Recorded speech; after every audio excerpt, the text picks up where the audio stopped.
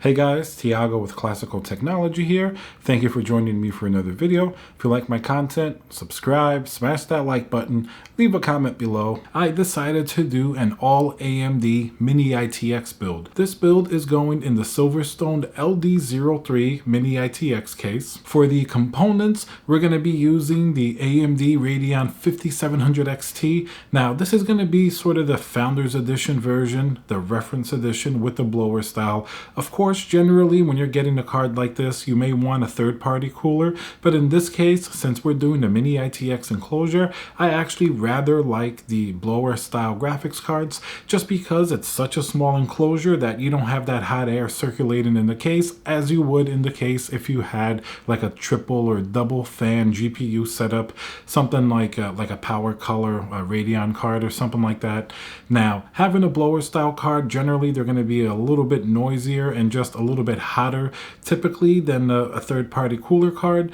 But in this case, as we're doing Mini ITX, I think it sort of equals out, and I think we're benefited by the fact that we do have this blower style card. It means that our CPU is going to stay cooler because that warm air is not circulating inside, and generally I think it's going to fit better aesthetically as well, as these are generally a little bit smaller than like a 3-fan GPU setup, which would be a lot harder to fit in a case like this. So in general, I'm happy with the GPU choice. Now for the CPU, of course, we're using the famous Ryzen 5 3600, not the X version, the 3600. Now the price on these have come down even lower. Sometimes Micro Center is running a deal on them for like 149 bucks, and they do come with their own cooler. Now I wasn't particularly impressed with the cooler that they came with. I mean, it was okay, like technically it worked, but I really didn't like the cooling performance too much.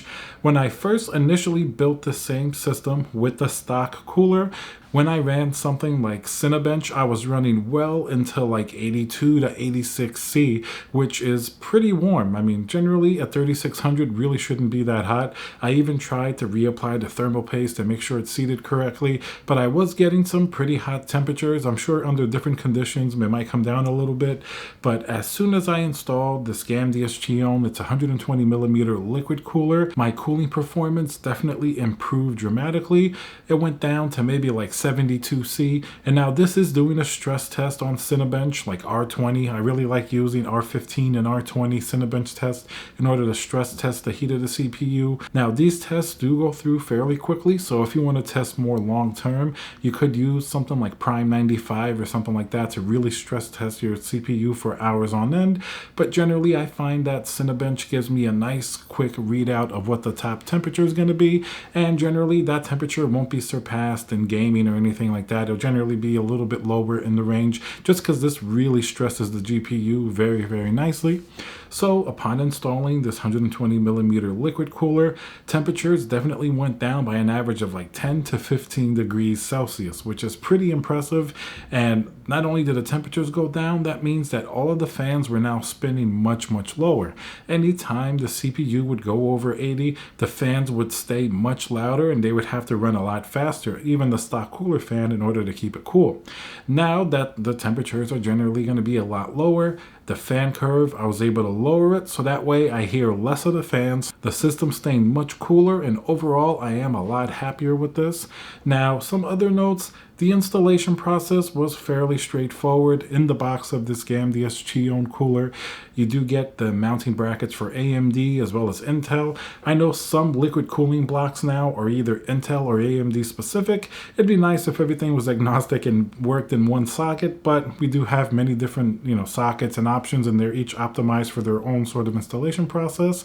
So it's definitely very nice that they include all types of way to mount it in the box. And it's pretty straightforward. You just kind of screw the little bracket onto the cooler itself, and then that goes on top of the CPU. They do provide some thermal paste as well.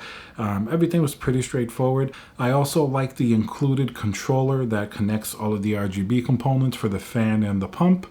This allows you to connect it to your motherboard, and that way you can use your motherboard software to control whatever RGB setup that you would like. And this is great because you can integrate it with your own motherboard's lighting as well as other RGB strips you may have on the case. So overall, that's a really, really cool way to do it. Now, I decided to set the RGB color in this case to one color, and that's red, just because the Radeon GPU does have the red lettering on the side. So I thought that just fit so much better. Generally, red can be a tricky color to make look really nice, but I think in the ring design of the fan as well as in the liquid cooler itself, coupled with the Radeon GPU saying Radeon in red, I think it looks really, really cool. And this little mini ITX system just looks like a mean little guy that just means business when you're gaming. Now, in general, would I recommend that you ditch the stock cooler even in something like an AMD 3600 and go for something like this? Now, something like this is going to come in at around, figure like $70 or so. So you're definitely adding an expense,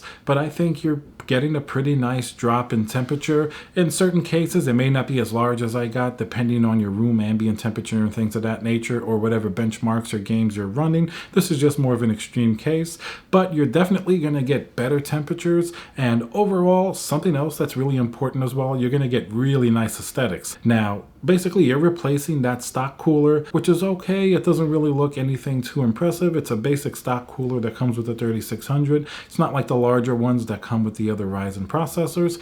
So you're basically replacing that, putting a really nice liquid cooling unit on it that has RGB. You're also adding the radiator with an RGB fan. So that really ups your aesthetic, I think. It gives your case a little bit more stuff you can do. Of course, if you have a very small mini ITX case, generally even the smallest ones can fit 120 millimeter AIO, and this one has that Teflon sleeved cabling, so it is pretty flexible. Haven't had any issues with it. Only if you really couldn't even fit something like that. If it's an ultra tiny case, you may have to do like a stock cooler or an air cooler of some sort. But generally, I do prefer these 120 millimeter AIOs. In fact, I've used other ones for years, even back in the day, like the Corsair 860 and things of that nature. And I always thought for the size, while they're not the best performance you're going to get in the world, it's not like an open loop or something like that. For the size, if you're not overclocking anything too crazily high, I think they're very, very efficient. They're very affordable. They look great, and they definitely give your system that next level of finesse as opposed to just having a stock air cooler or something like that. Now, of course, if you put on something like a Noctua air cooler on there or a much higher end air cooler on your CPU, which you likely don't really have to as much on a 3600, you are going to get even better temperatures than the stock cooler, of course. You may start to approach or equal 120 millimeter AIO, but those are also expensive. In a lot of cases, they're going to be more expensive than this AIO. And I think the look of this AIO, it's just a lot cleaner. You have the CPU block that goes on there with the RGB, going up to the radiator with the fan. It just looks so nice, and it really just frees up everything in your case. You don't have any RAM issues, any clearance or anything like that, as you may have with another third-party air cooler. So in general, I think this AIO is definitely a great way to go, and I'm very happy how it integrated in this small mini ITX case. Alright guys, hope you enjoyed the video. Remember to subscribe, smash that like button, leave a comment below. Are you using a stock cooler or some type of AIO? And I'll see you guys on the next video.